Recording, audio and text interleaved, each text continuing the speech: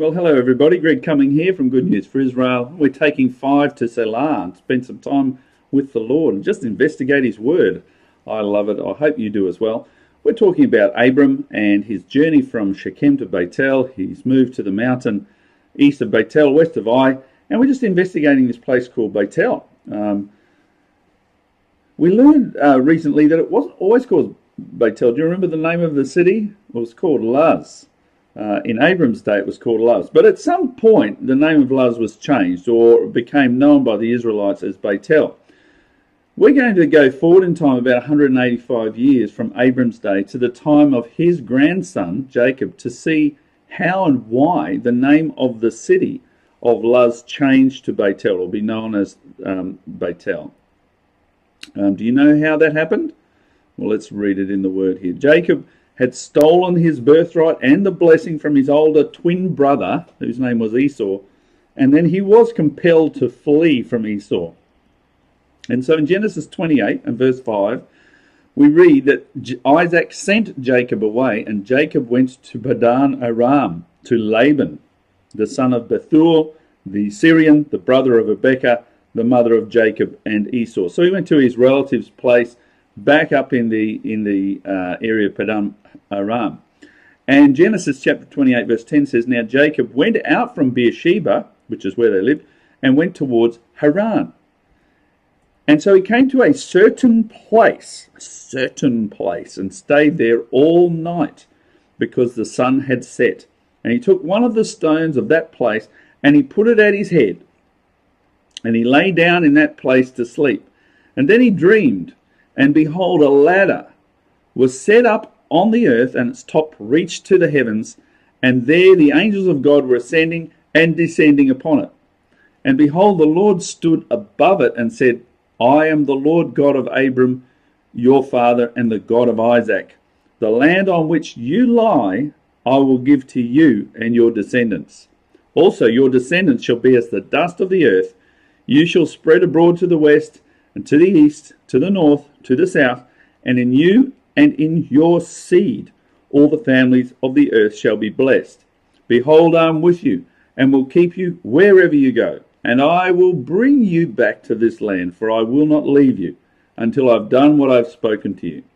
Then Jacob awoke from his sleep and said, Surely the Lord is in this place, and I did not know it. And he was afraid and said, How awesome is this place! This is none other than the house of God. This is the gate of heaven. Then Jacob arose early in the morning, took a stone that he had put at his head, set it up as a pillar, poured oil on top of it, and he called the name of that place, what do you reckon? Bethel. But the name of that city had been Luz previously. In verse 20, Then Jacob made a vow, saying, If God will be with me and keep me in this way, and that I am going, and give me bread to eat and clothing to put on, so that I come back to my father's house in peace, then the Lord shall be my God. And this stone which I have set up as a pillar shall be God's house. And of all that you give me, I will surely give a tenth to you. So it was Jacob who renamed the city of Luz and made it Bethel. But he didn't actually rename the city. It became that way.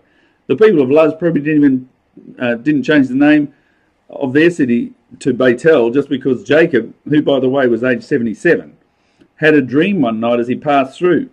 It would be around 29 years later that Jacob would pass through Bethel again at the age of 106 with his family, including Leah, Rachel and his 2 other wives, and their 11 sons and daughter, and their families. And it gradually became known as Bethel to Jacob's family. So Bethel or Bethel literally means the house of God. Beit is house, El is God. Beit El, house of God. So here is a single man escaping from his twin brother. Jacob had a significant dream, seeing a ladder between heaven and earth, and the gate between earth and heaven, angels ascending and descending upon it. He saw God standing at the top, and the words of the Lord that the Lord said were to reiterate the covenant that the Lord had given to Abram, that the land would belong to Abram's descendants. And the Lord indicated that Jacob would leave the land and be brought back. And he said that the whole world would be blessed by Jacob and his descendants.